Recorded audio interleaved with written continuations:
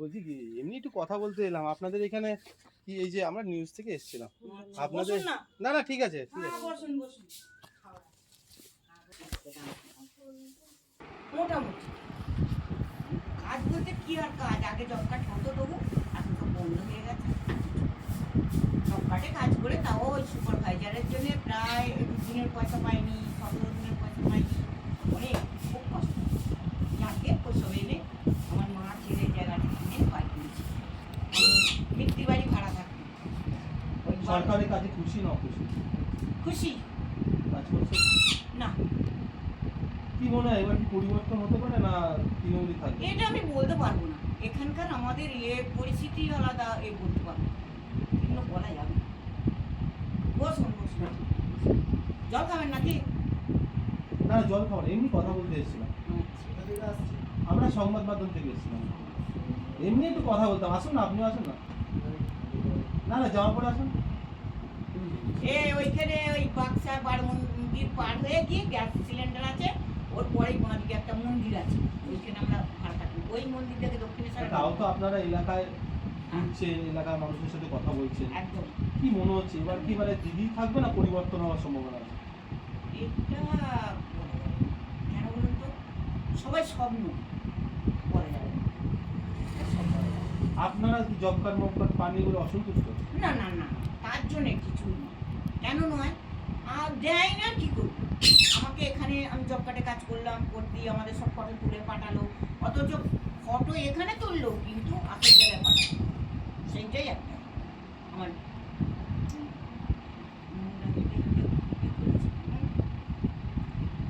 এই বাবার ওই ফটো আছে, যাই হোক মা ছেলে মিলে অনেক করে কষ্ট করে এখন একটু ঠাঁই পেয়েছে, নাহলে জলে ভেসে গেছে চাল ডাল ওই আটা চটকে চটকে নিয়ে করেছে। এখানে এই কাপড় সেলাই করে ভিডিও করবেন। আমার একটা প্রশ্ন একটাই, পরিবর্তন বলতে কি বোঝাতে চাইছে? না আমরা আমাদের কথা জিজ্ঞাসা, আপনাদের কাছে জিজ্ঞাসা করছি, আপনারা কি এই সামগ্রিক পরিষেবা যেটা জনগণের পরিষেবা হয় বা সরকারি পরিষেবা এটা সন্তুষ্ট? মানে দিদি থাকবে না পরিবর্তন হওয়ার একটা সম্ভাবনা আছে? এর মাঝখানেও তো প্রশ্ন একটা থেকেই যাচ্ছে।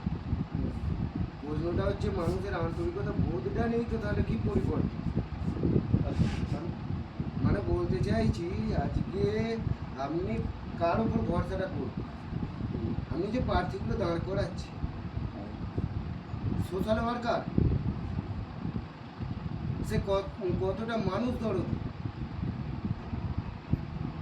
আজকে জনগণ কার উপর ভরসাটা করবে? আপনি সঙ্গে সবই তো একটা, আমি একজন চরিত্রহীন, উনি একজন মাতাল, উনি চিটিংবাজ, কাকে ভোটটা দেবেন? ওই আকবর আলী খন্দকারকে দেখে অনেক বলছে মানুষ ভোট করবে। আজও ব্যাপার, সেই পুরনো আমার পূর্বপুরুষ কে কি করে গেছে সেই ভরসাতেই আমি ভোট দিয়ে যাব? তার মানে ওই দাদা ঠাকুর দাদা এর নাম ভাঙিয়ে খাবো? আজকে রাগ কমে যায় কোনো, আমিও মানে 3টে স্টেপে এসেছি। আমার বয়স অনুযায়ী আমি 96 পর থেকে আমি ভেবেছিলাম যে সিপিএমের পরিবর্তনের একটাই মূল কারণ আমার ওখানে ছিল শিক্ষা। শিক্ষার কোনো পরিবর্তন ছিল না, ওদের সেই আগে যুগের মতো ওই মানে ব্রাহ্মণ শ্রেণীর মানে পড়াশোনা ছাড়া কেউ পড়াশোনা শিখতে পারে। সাহিত্যিক বলুন কবি বলুন সবই ব্রাহ্মণ সমাজ। তারপরে জেনারেশন কী এলো না, শিডিউল কাস্টকে চেপে দিয়ে আমরা যেরমভাবে সেই জমিদারি রেট। এই সরকার কি এলো, পুরো শিক্ষাটাকে বিক্রি করলো। আমি সেই সরকারটাকে আনতে চেয়েছিলাম, কিন্তু পরে কি দেখলাম এই সরকার তো আরও শিক্ষাকে পুরো বিক্রি করলো। তারপরে এখানে ঢুকলাম, পরিবর্তনের তো প্রয়োজন আছে, এখানেও ঢুকে দেখছি সবই তো দালাল, লাস্টে নিজেকে এই তো মানুষ ভোট দেবে কিনা সেটাই ভাবছে।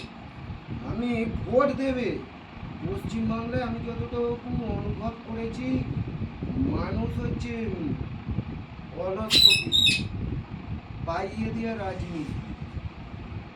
আজকে যেটা মিডিয়া খুবই বাইরের এগুলো আলোচনায় যেটা আসছে যে আমার ওই পাইয়ে দেওয়ার রাজনীতি নয়, আমি খাটবো, খেটে খাবো, তবেই তো আমি অনুভব করতে পারবো যে একটা মেহনত জল খান। কতটুকু আছে। আজকে মেহনত আজকে যদি 50 টাকা কামাই তবে আমি তা থেকে 2 টাকা রাখার চেষ্টা করি, কিন্তু আনলিগাল ভাবে কামালে তার মর্মটা আমি বুঝতে পারছি না। সেখানে 500 1000 দিয়ে দিলেও কোনো আমার গায়ে লাগবে না, কারণ হচ্ছে ওটা ওই যে মেহনত। এই যে বলছে এরা যে যুবশ্রী পাচ্ছে, লক্ষ্মীর ভান্ডার, এগুলো কি কোনো লাভ হচ্ছে বা আপনারা পাচ্ছেন? না, আমি এর বিরোধী, আমি এ নিয়ে কোনো এও করিনি, মানে অ্যাপ্লাইও করিনি, আমি পুরো সম্পূর্ণ বিরোধী। এই তো বামফ্রন্ট আমল থেকে চলে আসছে বামফ্রন্ট। হ্যাঁ, ওই তো একই তো হচ্ছে। আজকে যেটা আপনার ছিল,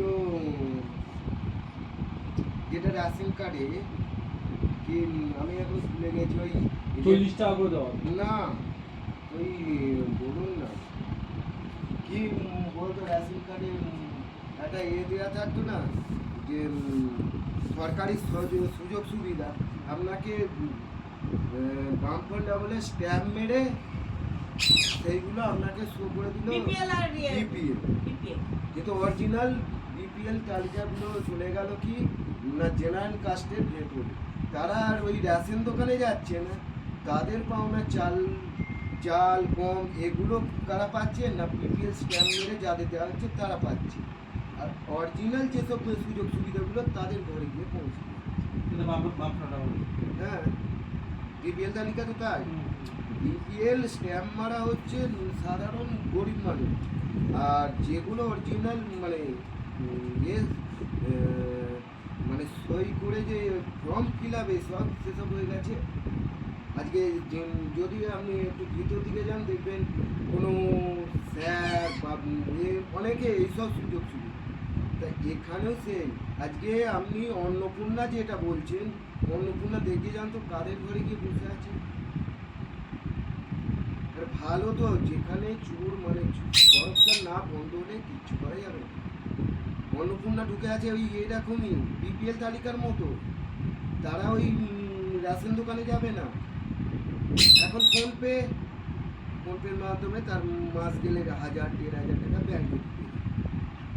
তা এর পরিবর্তনে যা দেখা যাচ্ছে খুব ইমিডিয়েট। আমিও বিজেপির থেকে করছিলাম, তা আমাকে কলকাতা থেকে ফোন করেছিল কিছুদিন আগে, ওই মোদিজি যখন ব্রিগেড আসছে, তা বললো, আমি বললাম ভোট হচ্ছে, আমি তো ভেবেছিলাম রাষ্ট্রপতি শাসন, যে হঠাৎ এই কথা বলছে কি বলবো।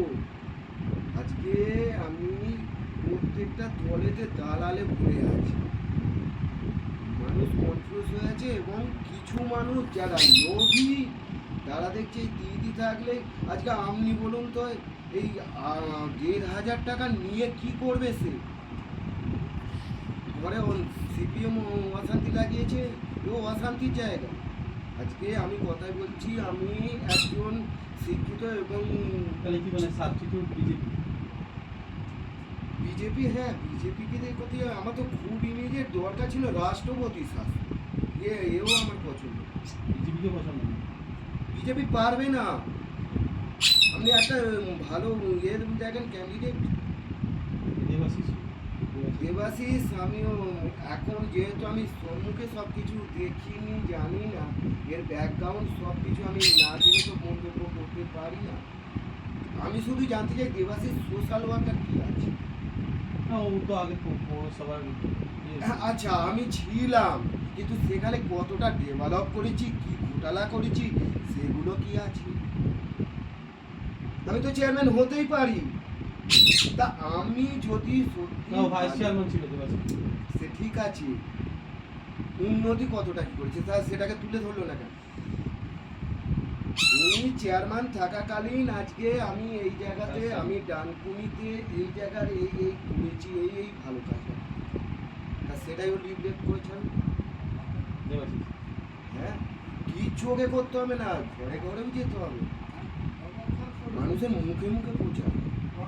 সত্যি কথা বলতে আমি যেটা বলছি, ইমিডিয়েট এই জায়গায় রাষ্ট্রপতি শাসন।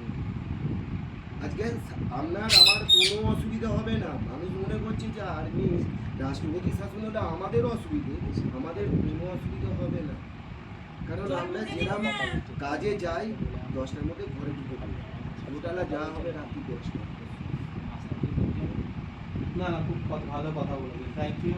না আমি আপনার সত্যি কথা বলতে সাথে না, আপনার গুরুত্বপূর্ণ